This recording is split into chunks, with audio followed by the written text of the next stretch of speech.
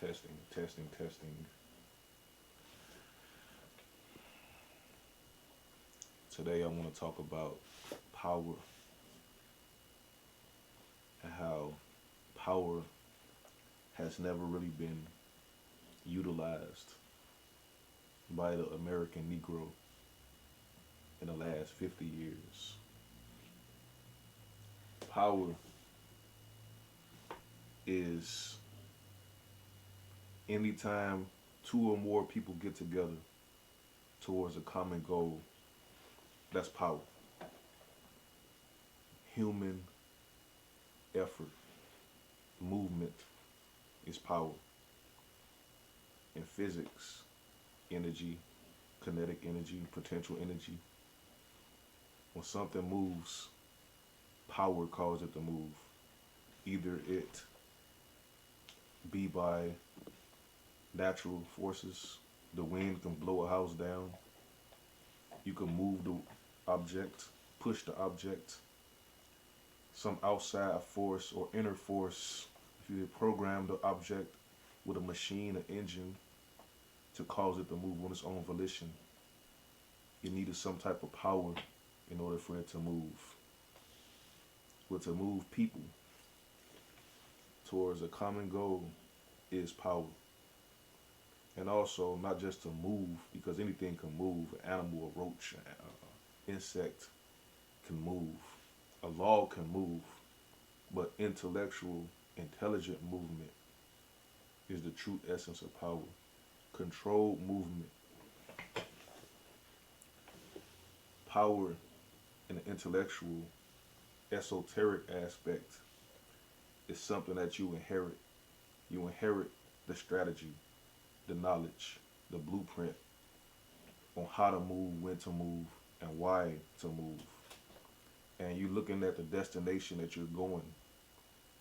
And once you get to that destination, how do you keep that destination? How do you build on that destination? How do you develop that destination? These are things that our ancestors done. They did all of this. We have a destination that was built, designed, engineered, but it was stolen. Everything was stolen from our ancestors. So we haven't inherited anything but poverty and misery, complaints, suffering. We inherited false narratives, false directions, false guides, all designed to keep the Negro, the American Negro, from reaching their, not only their true potential, our true potential, but also our true destination, which is right here. This is the wave now, the theme. Everybody figured out that we are the original inhabitants of the United States of America. And slowly the veil is being pulled back. We're gaining more and more insight to the true depths of the crime that happened. The crime was a genocide. A genocide doesn't necessarily mean the extermination of an entire race of people. A genocide can also mean the erasing of that people's history and culture, killing that people culturally, robbing that people of their language, their customs, their religion, their territory. Because when you rob a person of their identity, you also rob them of their territory and their nationality. And you rob them and sever them from their land and their inheritance. So these people that you severed, you have to recreate these people. You have to give them an identity. You have to give them a narrative. You have to say, you came from somewhere, you belong somewhere, and this is your uh, situation now. If you don't give a people a history, a story, they're going to figure out something, and they might actually do some investigation and realize that you're living in my society. You're living in my country, and you gotta go. But as long as you give these people this false narrative that they're from somewhere else and they are someone else, even though there is no specifics as to who you are, they just say you from somewhere in Africa, somewhere the the largest landmass probably on Earth, thousands of different cultures and customs and people. You somewhere there, and somebody sold you here. Somebody brought you here. One of your ancestors was brought here, but they can't pinpoint who the ancestor was and where did they come from and what language did they speak. What inheritance did they have in Africa? There's nothing. But that's not the point of what I'm trying to say.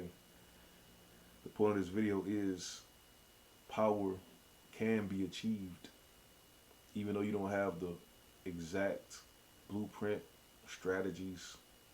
All you need is at least two people to come together towards a common movement, and that's power right there. Either pulling your money together to develop a business, either you coming together to create a product, or you coming together to bring more people together. Two can become four, four can become eight, 8 can become 16. There's more people coming together, working together just to do it on a social level and a business aspect. But really, you want to achieve your desires and your goals. And it's easier to do that with at least two people. Like when King Solomon said in the book of Proverbs, two is better than one, because when the one falls, the other can pick the person up. The other can pick the other person up. But power has not been bestowed upon my generation. The American Negro of the Civil Rights era, who actually had power bestowed upon them since the Reconstruction era, businesses was developed, institutions was developed, a sort of independent society of Negroes was developed. But when desegregation, I should say, when desegregation was signed into law by Lyndon B. Johnson, how should I call these people? I would say the black liberal. The black liberal is a cast of American Negroes who believe that they are exceptional and they are superior to the rest of the Negroes, and they should go and integrate into the white oppressive society. This is their desire. And when Lyndon Johnson allowed the Negro to do that, most of the Negroes with the means to escape the so-called black community, they fled. They call this black flight, a brain drain. And they all abandoned the rest of the Negroes in the ghettos. They abandoned the Bronzevilles, like in Chicago, the Harlems. They abandoned all the things that was acquired and built. They abandoned their legacy, chasing a pipe dream of integrating into white society. And they didn't leave a legacy to the rest of us. Even in our music entertainment aspect, the blues singers ran to the white community and taught the blues to the white people. Rock and roll taught that to the white people. Jazz taught that to the white people. So nobody was in the black community to teach these genres to the black children. So they had to create their own genres without no legacy handed to them, without no inheritance, without no wealth handed to them. And a lot of these politicians, these black politicians, like Harold Washington, mayor of Chicago, they passed laws, actually executive orders, safeguarding a future for illegal immigrants and other groups of people, white women, Europeans, everybody except the black children. It was always left out. Even when Barack Obama was president, and he did DACA, deferred action for childhood arrivals. That is solely for children of illegal immigrants of any country who came here and living here with no legal status. Obama gave them a status. His Congress gave them a status. But there was no laws bestowing no future or securing no future for my generation since the 1960s. So we haven't been given power. These other people have been given power. But we can acquire power without them. And it takes cooperation and teamwork and pulling our resources and intellectual capabilities together and formulating, harnessing the power that's already there. Because you don't really have to be given it, you know. You have it innately when there's two or more people. Like in the Bible they say, when two or more people is talking about God, he's there. See what I'm saying? So power can be attained without being handed to us, but the older generations, most of them sold out long time ago. They was too concerned with trying to integrate with white folks, white people. You know, they created these secret societies. Like there is really no benefit that I ever saw from being black or FBA or ADOS. There was never any type of reward for that. Usually it was misery that came from that because you have to deal with all of the street gangs, and then you got all of the black secret societies, the Greeks, the Masons, who actually only helped each other. All these little cliques. And if you're not part of none of them cliques, there's nothing for you. No resources, no help. The government, who's ran by, like in the Democrat cities, usually is a black representatives. They don't do nothing for you. The federal government don't do anything for you. But make laws to make it harder for you to actually not be in prison. Make it harder for you to get jobs, or make it harder for you to exist. Make it easy for you to go to jail or get murdered, killed. So there was no real benefit from being black or FBA. And I'm reading this book. It's called The Invention of the White Race, where they actually parallel and compare racial oppression that happened before race was determined by your skin color, because they used the analogy of the British and their oppression of the Irish before, they determined, like in Anglo-America, they say Anglo-America and South Africa is the only places where your skin color determine your value and your quality. Everywhere else is your nationality and your ability. It's not your skin color. But they say the British, when they conquered the Irish and subjugated them, they justified it by saying the Irish was savages. They was incapable of being civilized. And they say the British had a custom of, when they conquered people and subjugated people, they would sever that people from their identity and their customs. And then they'll repackage the people, or they'll reclassify the people. And when they reclassify the people, that classification is under subjugation under the British. So the people who grew up in that system always saw themselves as beneath the British, the English, whatever.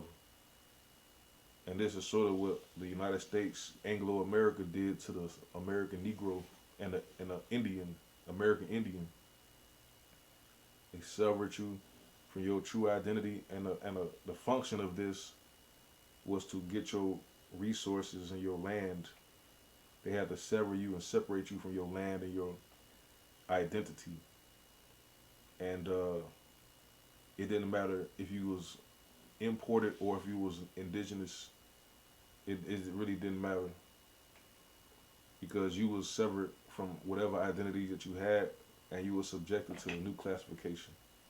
And that's where the whole idea of being white You know, in Anglo America, they say if you have any black Negro blood, like the Negro blood determine if you was white or not. And some states, determine how much blood that you had to have in you to determine if you was white or black, right? Some states said 1/64th blood black means you black. Some states say 1/32. Texas says the nationality comes from the father. So whatever state you went to, you could be a mulatto, whatever. You could be black, you could be white, whatever. They say in South Africa, no, not South Africa, South America, the white status can be purchased. If you had enough money, you could purchase a certificate of whiteness.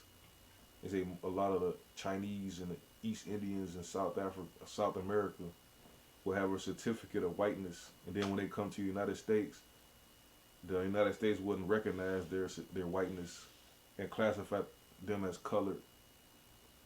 But now, they're considered white because they fought to be considered white. But the main objective of this video is to talk about power and how power is is in your grasp.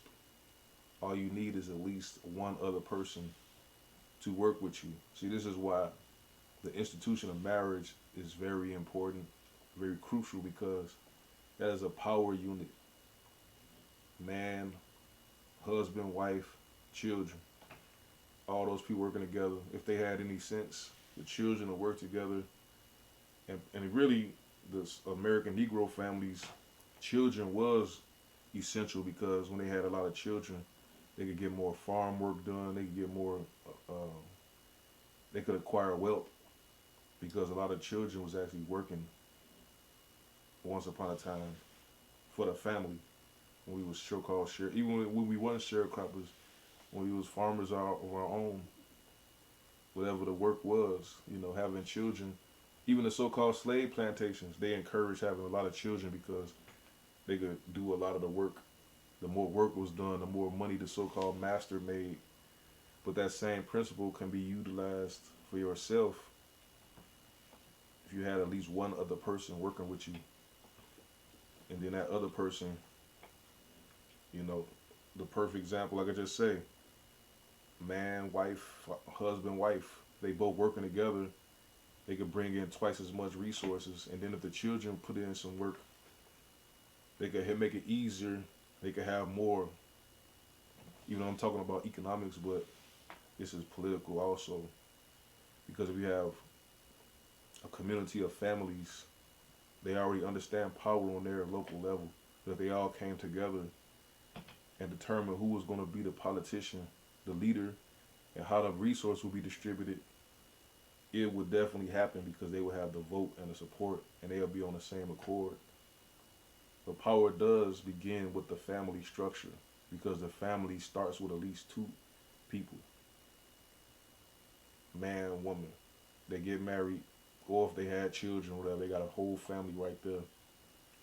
And those people, that human resources, labor, intellectual capacity can be used to formulate whatever they want to formulate. Whatever and if they work together though, it would defeat the purpose if they was actually working against each other.